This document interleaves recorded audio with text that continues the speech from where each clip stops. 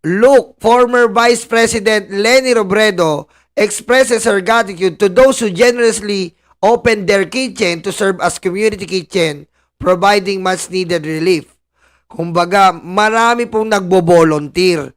Ayan po hindi po si Leni. Hindi po siya Vice Presidente.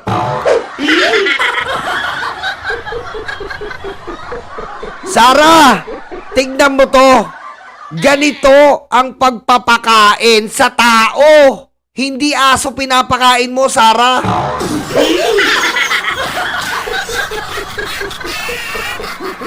Sara, ito ang pagkain ng tao. Yung pinapakain mo, baka tanggihan pa ng aso.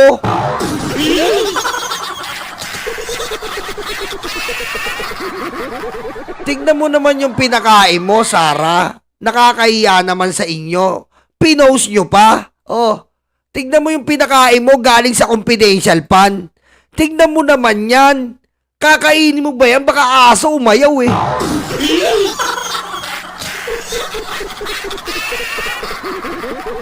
Kakainin mo ba yan? Pansit na 2 kutsarang toyo.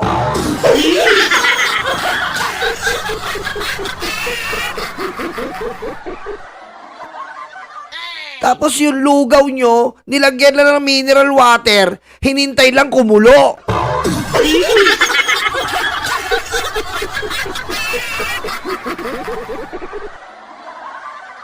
Nakakahiya naman sa confidential fund nyo. Dapat nga confidential fund nyo, pakain nyo, tigi-isang Chicken Joy.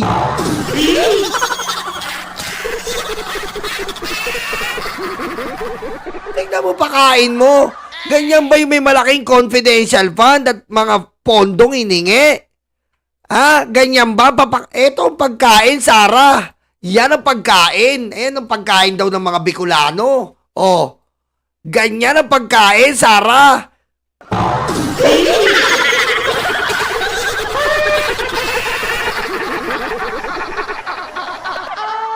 Ano po ang istorya nito? Ang istorya nito, kaya importante po ang presensya. Sabi ko diba kanina?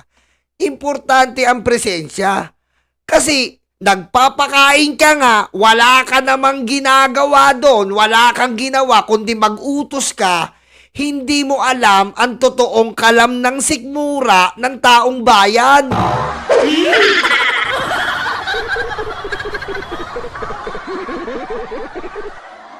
Puro utos ka lang, mema ka lang, may masabi, may ma-post kayo.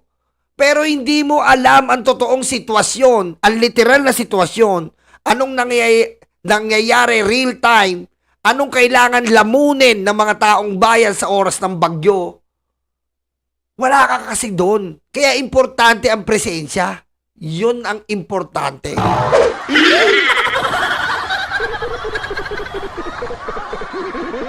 Tignan mo naman, proud pa ka. Tignan mo, makakain mo ba yan?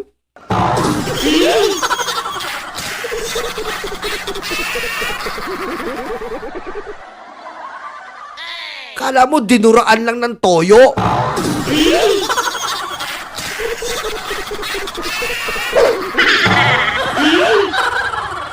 Proud pa yung didisit niyan. Proud pa yung didisit. Proud pa yung didisit. Sabi nila, ay buti pa si Bibi Sara nagpapakain. Putik, sampal ko yung pagkain nyo sa inyo eh. Tandaan nyo, didisit. Sara Duterte, pinapakain nyo tao. Hindi hayop.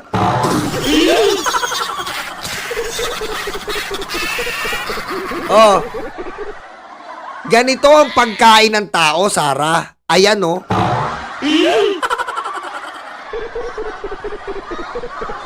Yan ang pagkain, Sara. Yan ang pagkain naming mga tao. Palibasa kasi, yung supporter nyo, Sara, sanay sa chichirya at tubig ng aircon.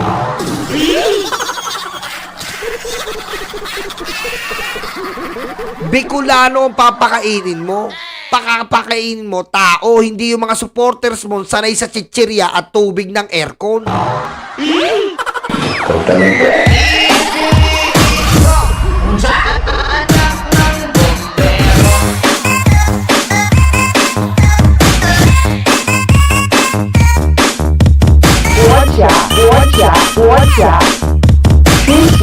Xi Jinping. Ano si Dumako na tayo dito. Amy Marcos, nagsalita na. si BP Inday. Ang sabi niya wala naman kaming away ni Senator Amy.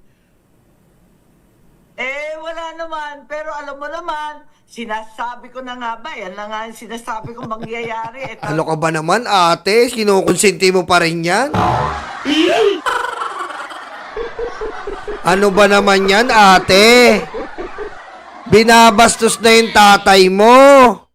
Di ba sabi mo, idol mo tatay mo, kaya ka nag-independent?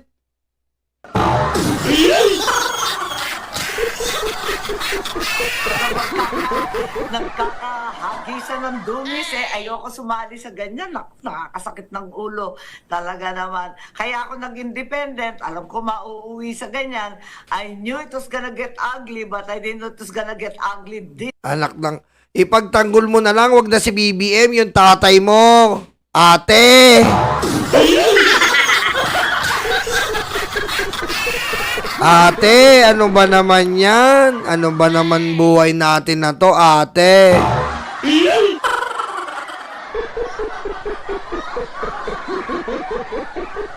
Ay, nako. Ay, talaga. It's early, ang aga naman po. Kaya ako, medyo iiwas muna ako sa putikan at magtatrabaho muna. Alam mo, Ate, itatapon na nga sa putikan yung tatay mo.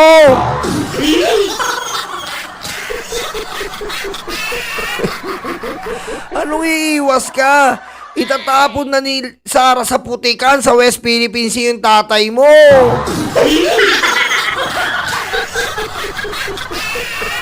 Ano pang iiwasan mo? Ipagtanggol mo na lang yung tatay mo. Literal na binabastos. Buti pa yung ibang tao, pinagtatanggol yung tatay mo. Ikaw, hindi man lang makita sa'yo at marinig sa'yo na talagang kailangan hindi binabastos ang tatay mo. Kami nga, ang galit na galit. Ikaw, wala.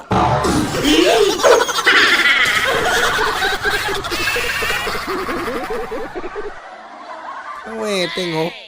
Tatay mo, hindi mo pinagtatanggol? Ano ba naman yan? Ikaw ang dapat na unang dumidepensa kay Apo Lakay.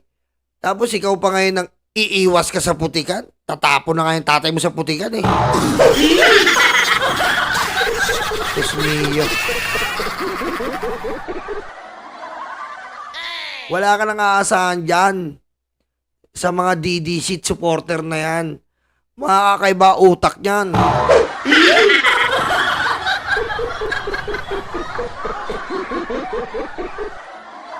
Diba? Ay, nako.